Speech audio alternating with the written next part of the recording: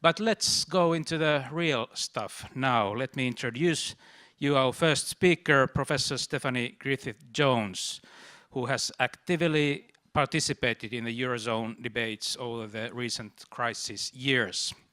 She is Financial Markets Director at Columbia University's Initiative for Policy Dialogue in New York, as well as Associate Fellow at the Overseas Development Institute in London. I hope I got it right, correct.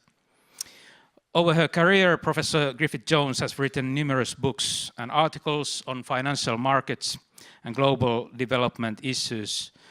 Among her latest books is Time for a Visible Hand, Lessons from the 2008 World Financial Crisis, written together with Joseph Stiglitz and Jose Antonio Campo, and published by Oxford University Press.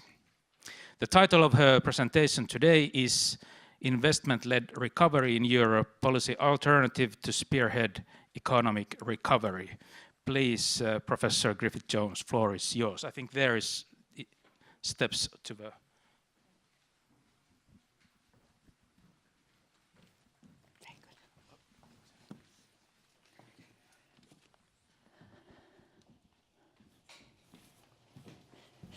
Thank you very much.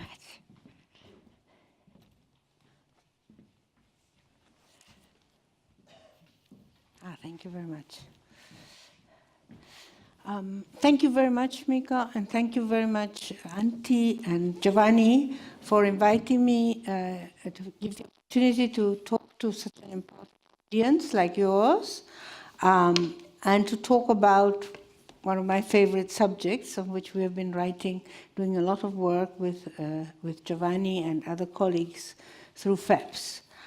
So I want to talk a little bit first in general about where we are in the Eurozone, and then I want to talk a little bit about the role of development banks at a national level, and finally I want to focus on EU-wide initiatives, like in particular the Juncker plan. And as Giovanni already hinted, is that enough? So I want to start by reminding us where we are today. So the kind of policies that have been followed in the Eurozone and in the EU more widely have not worked very well. We have had, since the beginning of the crisis, a very mediocre performance at best. But since 2007, and particularly since the debt crisis started. And it's important to just stress a few numbers. There are many more, but I want to stress that since 2012, we had initially 18 months, a year and a half, of negative growth. And then in 2014, we were supposed to have a big recovery, but unfortunately, we had only 0.9% growth, the EU doing a bit better at 1.3% growth, but not doing very good, and with a permanent threat of deflation, as a sort of Damocles sword, I could say, hanging, now accentuated by the fall in the price of oil, but even before that. And I think a very important thing to stress, and I think Marcus will also talk about that, is the fact that the US has done much better than the Eurozone. The US, where the crisis actually started. Because we have to remember that this is not a European crisis generated, but it's an American one. But in spite of that, the US has done much better in a number of variables, but particularly in growth and in employment. So the unemployment levels throughout the Eurozone, I was shocked when I was preparing this talk, is to realize it's still almost 12%. You're doing a little bit better in Finland. The official numbers are almost 9%, but it's not that great. The US has about half of what we have in the Eurozone, about just above 6% unemployment, whilst both started at a similar rate in 2008. And finally, in terms of investment, private investment, particularly in the South Eurozone, has fallen very drastically. And we've seen this in the work we've been doing with Giovanni. It fell from 22%, it was quite a good rate actually, to 14.5%. So a massive fall of investment in the South. But even in the Northern Eurozone, even in this strong industrial powerhouse, which is Germany, there have been declines of investment at a time when, of course, we need a lot of more investment. In the northern Eurozone, it has fallen, the investment rate of GDP has fallen from about 18 to 15%. And just to summarize, investment to GDP since 1995 has been far lower in the EU than in the United States, and of course, much, much lower than some of our global competitors, like China in particular. So we are not in a good place. We're not starting from a good place. The policies that we have followed, I think, have not worked. I belong to a sort of critical group. Unfortunately, we have been right. I would have much preferred to have been wrong and to see more growth, less unemployment in Europe. But unfortunately, it doesn't work. And so I think 4 pillars are needed. The first is a more expansionary monetary policy, and I think it is encouraging, as was already mentioned, that the ECB has started to expand money supply in a very meaningful way through QE, although it has, of course, always problematic aspects. I mean, there is the risk of future bubbles, as there have been always when there's excessive expansion of the money supply, either inflation, but in this case, I think more of bubbles of asset prices. And also there's a certain level of fragmentation in this monetary policy because it's linked at a certain level to national dimensions. So for example, Greece may not benefit so much and so on. But overall, it's good that we're moving in this aspect. The second aspect is fiscal policy. Fiscal policy, we are still continuing in a trend of continued fiscal consolidation. And I think it's clearly of the essence that we have slower consolidation in the deficit countries, which may require for some, like Greece, to have some kind of debt restructuring. I don't think necessarily debt forgiveness, but some space, for example, as we argued in a letter with Stiglitz and others, for example, some kind of GDP-linked bonds, restructuring to allow some space, say for the next 3 to 5 years, where debt servicing is lower until the Greek economy starts growing. But especially in countries that have current account surpluses or low levels of debt to GDP, public debt to GDP, I think these countries, like Germany in particular, but I think also in Finland, you have the space, the fiscal space to borrow more, provided this money is invested in good projects. And it's not just me saying this, it's international institutions like the International Monetary Fund, who nobody can accuse of being radical lefties, have argued very powerfully in their World Economic Outlook in last autumn that countries like Germany should be borrowing more and investing in productive infrastructure. I think a third element is higher wages, and this perhaps is not so applicable here, where wages have increased already, but especially where large falls have happened. I mean, real wages in Greece have fallen by over a third, which is quite dramatic. And finally, and this is really the subject of our talk today, of our seminar today, is we need structural reforms. But what structural reforms? I mean, the standard focus has been on increasing labor market flexibility, but I would like to argue that we need structural reforms, particularly to promote investment, jobs, and growth. And that is where I think the Juncker plan and the investment plan fits in very well. We have to think of a new trajectory of growth for Europe, and I think the Juncker plan provides a first valuable step in that direction. I very quickly want to go through the sort of theoretical and empirical underpinnings for a more expansionary policy in general. The IMF has written, and Olivier Blanchard in particular, that higher fiscal multipliers happen in periods of recession and low growth, based on the research that they have at the IMF. So if you expand or consolidate less fiscally, you will get a bigger expansion of growth if you are in a situation like we are in Europe, with very loose monetary policy, low interest rates, and no growth, lack of aggregate demand. Secondly, there's an element that keeps being forgotten, is that debt to GDP, and I will show a graph towards the end that shows this from the work we've done with Giovanni Cosi. Debt to GDP tends to grow more if the economy grows less, or worse if it contracts.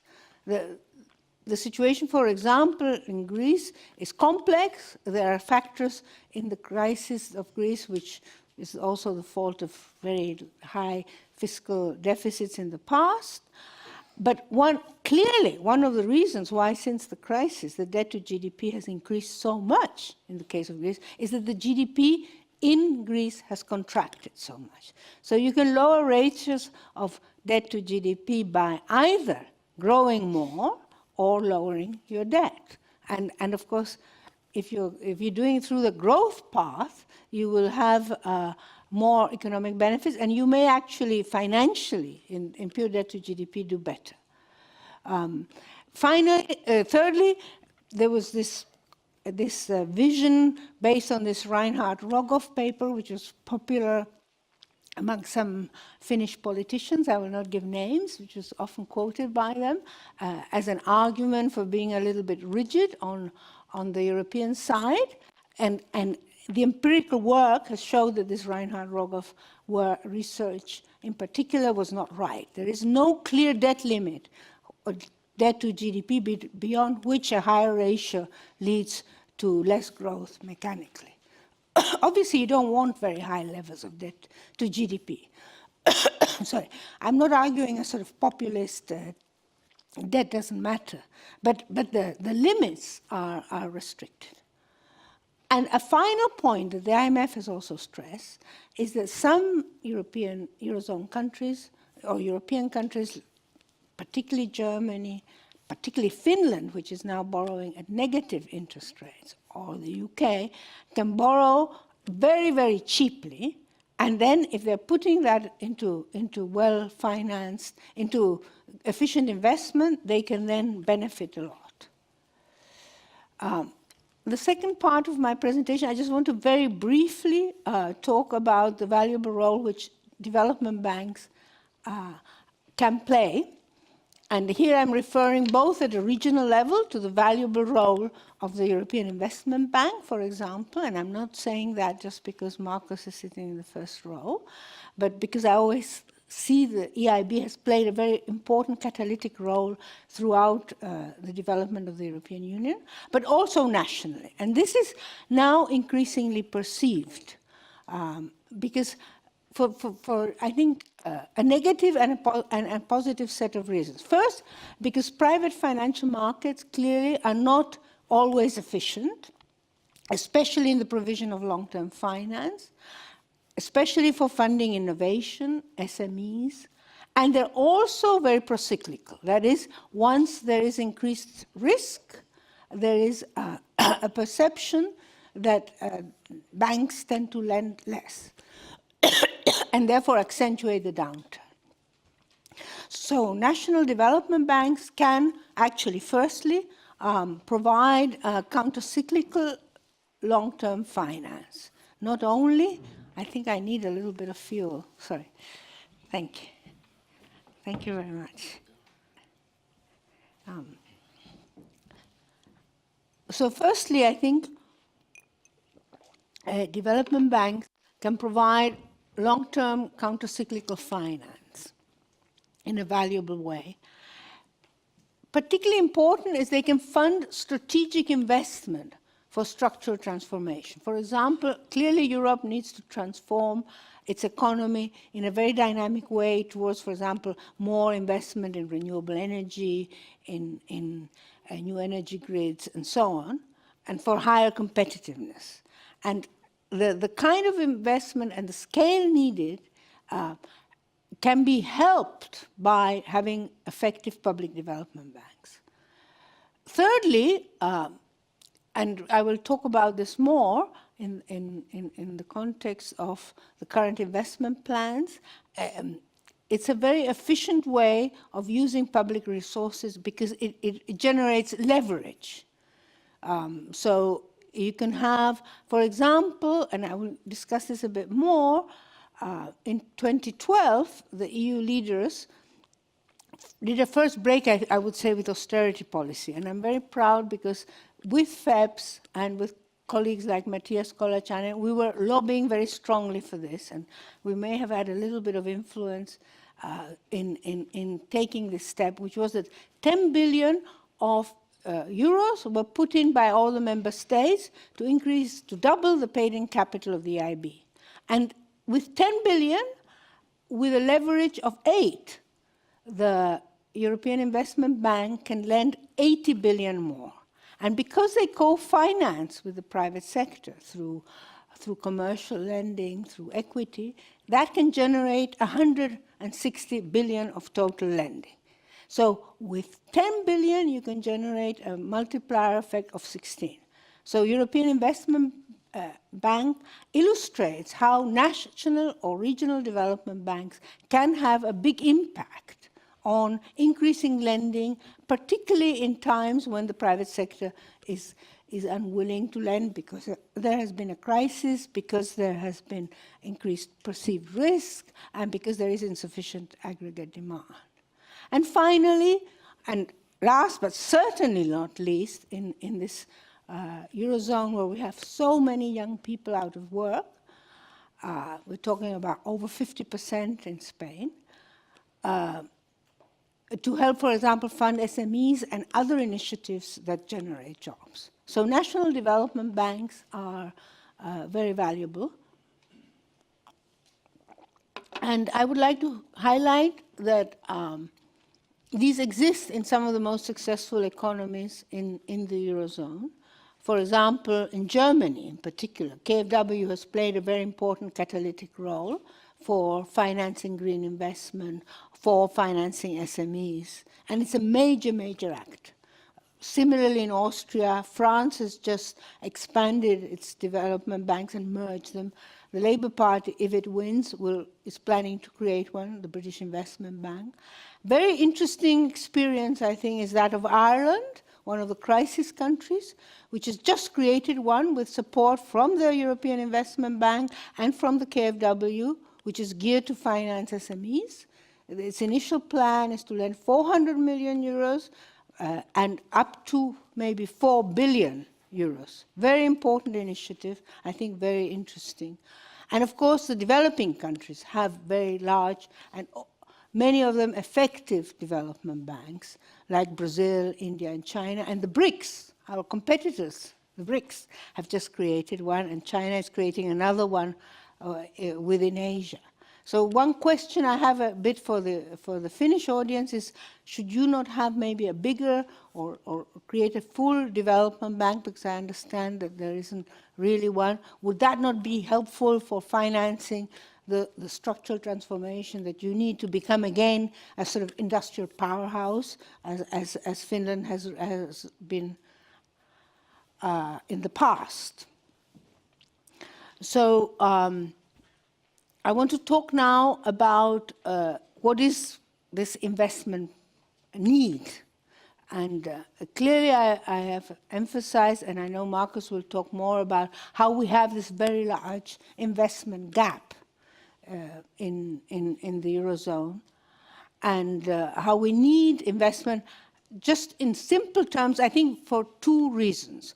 One, because higher investment will contribute to increased demand, effective demand, which is actually one of the factors, I think, for much lower growth in the Eurozone, and which differentiates us, for example, from the situation in the US, where there has been a more dynamic recovery of aggregate demand. But equally, or perhaps more importantly, we need, on the supply side, investment to generate this new model of development or model of growth in Europe, to go for a model which will transform dynamically our economies. And at the moment, with such low rates of investment, lower rates than we have had in the past, lower rates than the US has, and much lower rates than the ones that our competitors in the BRICS have, we cannot do this adjustment for, and also we cannot generate the jobs that are needed for our young people and others to get to work. So the first variation of this is the Juncker plan. And what is positive about it, and Giovanni's already mentioned it, is the first thing that it's led to a shift in the discourse and in the policy package from an emphasis on pure austerity to an emphasis on investment and jobs and growth. And I think that is very important. I think it's so important also that the scale of which it is talking about is relatively ambitious. One can say, and I will, that it's not enough, but it is talking about 300 billion euros is important. There is also behind it a pipeline of projects, so there is some sense again of a strategy of structural transformation.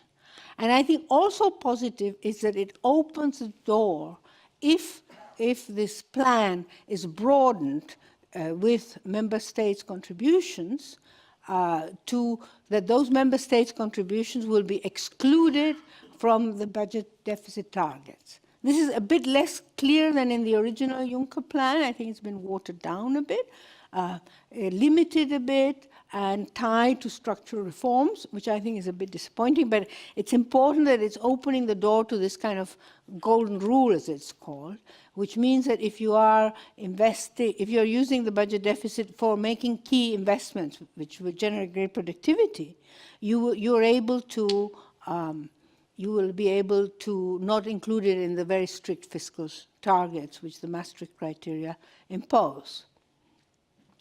So I have three concerns.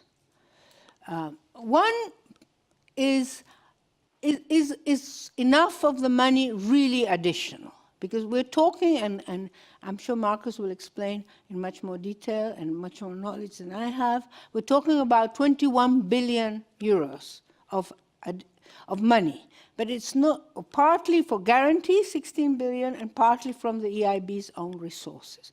But it is not clear to me to what extent this money is really additional, and to what extent it is being taken from other items within the EU budget or from the EIB own resources. So how much of this money is really additional? And based on this money, which is partly through guarantees, not actually increases, for example, of paid-in capital, is a multiplier of 15 feasible? So will this 21 billion generate the 315 billion which are the target, and a good target to have? Given, as I said, the small scale of the public resources put in and the not so clear additionality. It's not necessarily this a criticism, I would say, of the Juncker plan, because there is a constraint in the EU budget which has been fixed between 2014 and 2020, and which unfortunately is lower than the previous budget, partly under pressure, I think, from the government of the country where I live now, which is the UK. So it's a difficulty in the unwillingness to put new money in. And the second question, which Giovanni also mentioned, is would 350 billion, even if we achieve them, which would be a great step forward, be enough to deliver sufficient growth, employment, and the structural transformation that the European Union needs? And I think that is a concern that has been raised, including, as I will mention, by the Polish finance minister, who has an alternative, more ambitious plan, and by others. And a final question is, there are now some contributions, national contributions from member states, and this is good. So Germany has put in 8 billion, France and Italy have each put in 8 billion, and Spain has put in 1.5 billion. I can't see Finland, but maybe it will come. This is good because it's adding more resources, but they're being channeled nationally through national development banks. Again, that is good because it can have some multiplier effect, but they can only be used within those countries. Whereas the philosophy of the Juncker plan was that this money would be actually contributed through the Juncker plan and through the investment plan, and therefore could be used at an EU level and have a bigger multiplier effect. And also a sort of bigger convergence effect, if you like, not just be used in the countries. So what are alternative proposals? And I won't go into too many technical details, but there is on the table a proposal by the Polish finance minister, Mr. Szurek, a graduate of Sussex University, so I'm very proud of that, although I don't know him personally.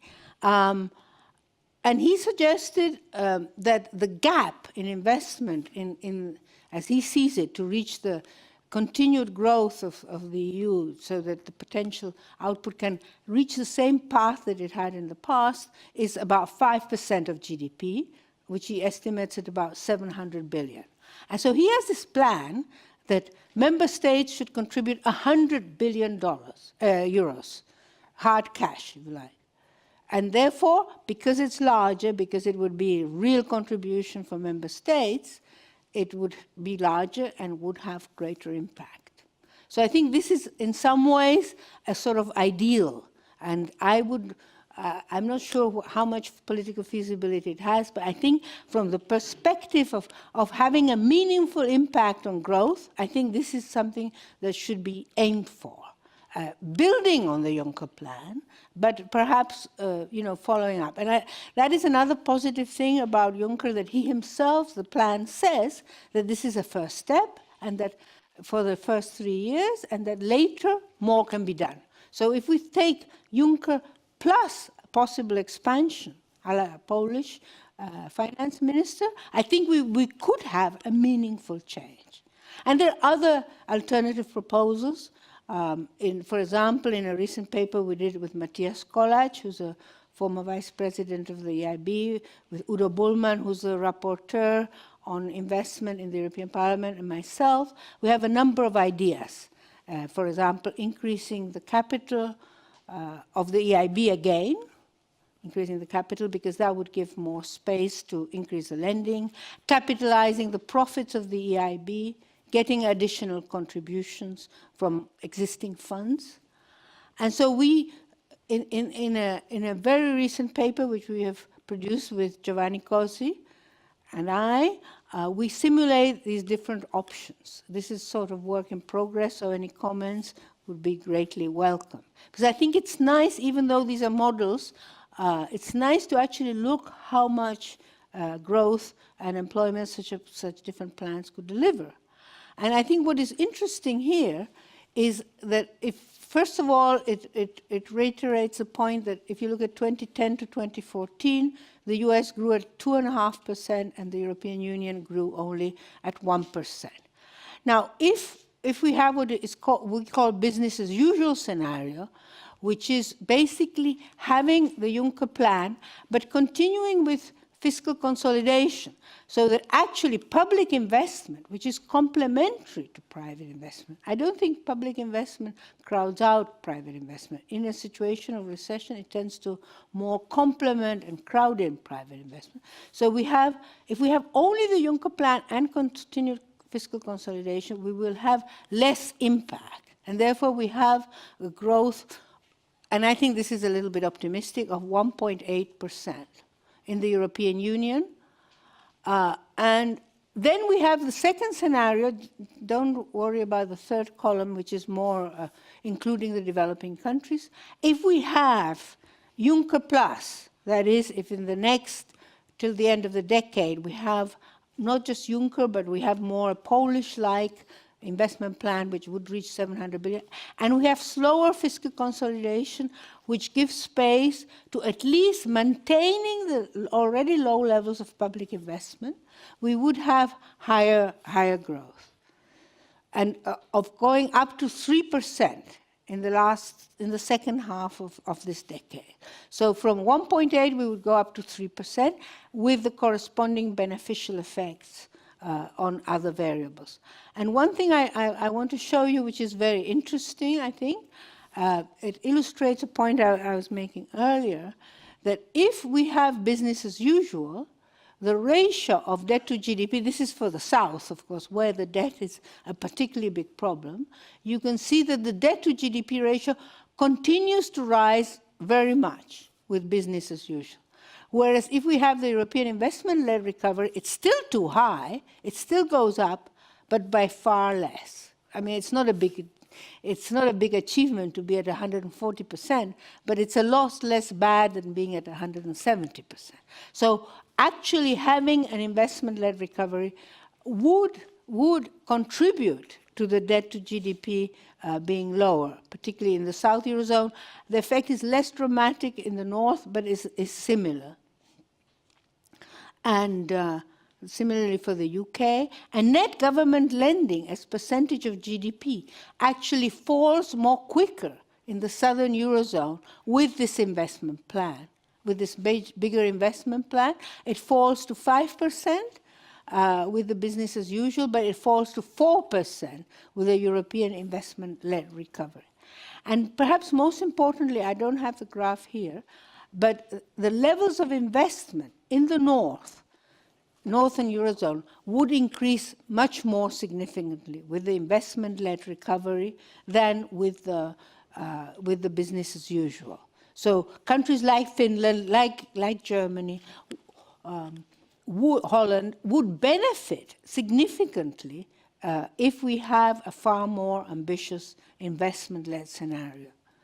And I think this is important. And unemployment would actually also, of course, not enough, but would increase. We have at the moment in the South, on average, 19% of unemployment. And it would come down with the sort of Juncker plan plus continued fiscal consolidation to 15%. And we think this is too high because it may mean double that or more for young people. And with the European-led recovery, it would go down, not that significantly, to 14%. But in the North, we also have a much sharper fall in unemployment with the European investment-led recovery.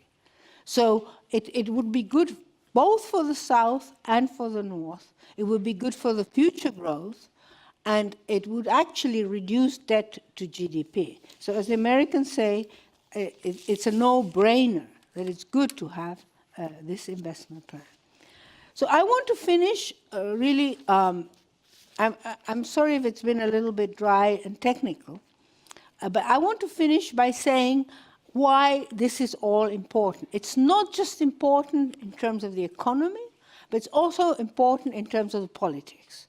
Because particularly clear since the European Parliament elections, but already before, we have seen that this insufficient growth in the Eurozone, accompanied by very high levels of unemployment, has led to a loss of hope among people. And it has led to a polarization of politics. You know it here, but it's everywhere. I would say that it's particularly serious in France, where there is some even chance that Madame Le Pen could become president. I hope not. The very fact that the National Front is, if you like, in some ways at the gate of the presidency is, I think, very, very scary. And in other countries, although not as big, wherever you go, whether it's the UK, whether it's Sweden, whether it's Denmark, you have the rise of, well, it's Germany, you have Eurosceptic parties, which usually, but not always, also are combined with xenophobic and anti-socially liberal concepts, which is very scary. And I have heard Evan Nowotny, the current governor of the Central Bank of Austria, saying that he is scared, he's afraid. I heard this in a public meeting, that he's afraid and that it reminds him a little bit of the 1930s, and that is why he's afraid. And I share that fear. And I think we have to give a response here in every country in Europe to provide an alternative within the concept of the European Union, an alternative which many of the leading economists of the world are arguing for, and which can lead to a return of hope and of faith in the European project, and which can lead, therefore, to a restoration of a new model and of jobs, and of Europe representing a positive vision for the future. And I think that a new investment plan, along lines of Juncker but significantly enhanced, would be a very valuable step in this direction. Thank you very much.